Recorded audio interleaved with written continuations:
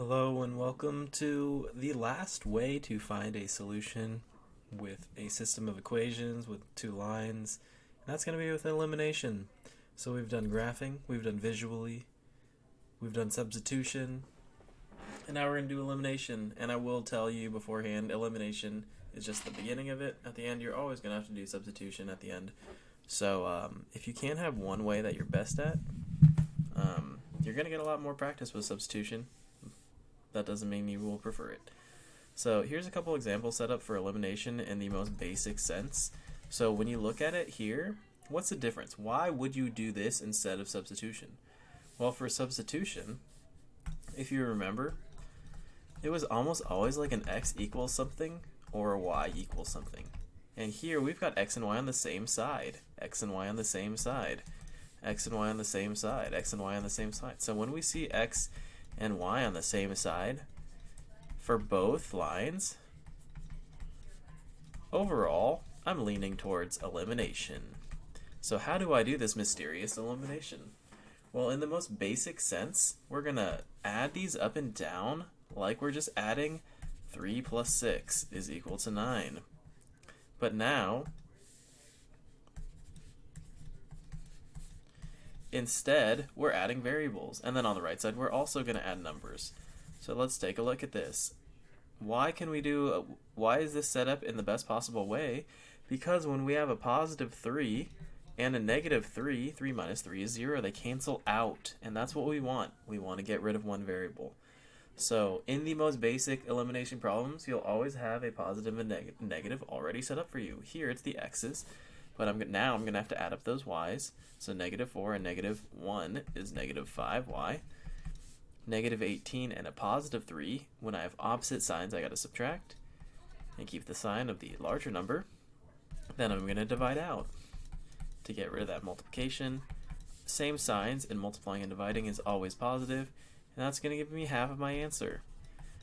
And remember, to get back that second half of it, I'm going to have to plug back in. So I can plug back into the top one here or the bottom one here. I'm going to plug into the top one just because it's got more positive numbers. But if you wanted them to be smaller, maybe you want to plug in the bottom because you just have one y right there. For me, though, I'm going to take that top line. So I'm literally just writing the same line again. But now I'm going to replace that y with what I know y is equal to now. So what's y equal to? Oh yeah, it's equal to 3. So 3x minus 12 is equal to 3. And then I'm just balancing.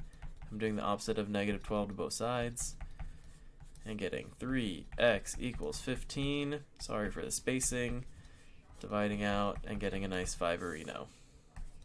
So once I get 5 and 3, got both answers. If you at least get the 3 for the y, you're doing freaking great. Like, you really are. You just need to practice your substitution a little bit more and dial it in. Alright, let's look at the second example over here. And remember, we're just adding up and down. So what are we going to get rid of here? It's kind of deceiving. It looks like we get rid of the x's, but we don't have opposite signs. So we're always looking for those opposite signs to get rid of. Opposite signs to cancel.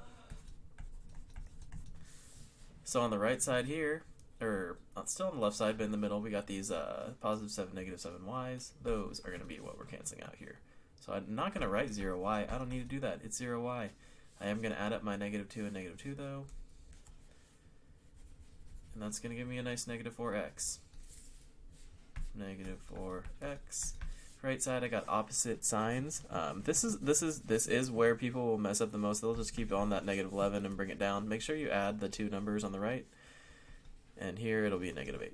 Opposite signs means I'm going to subtract, keep the sign larger number. Divide out at the end. Same signs gives me a positive number. So that's half of my answer. There's my x is 2, but now we're going to get y. So I'm going to go plug in y into this top one. So remember, we don't know y. We're finding y. What do we know, though? We know x. So what was x? X was 2. Negative 2 times 2 is negative 4. Plus 7y is equal to 3. And then I'm going to get that y on the right. But the y is already by itself. I'm going to move my 4 to the right side. 3 and 4, 7y equals 7. and I can divide out and get that y is equal to 1. If I went too fast, just play it in its half speed or 0.75 speed, or just pause it and write down things one by one. You don't need to go as fast as I do. You don't need to do everything as fast as everyone else does. As long as you can figure it out, that's what's important.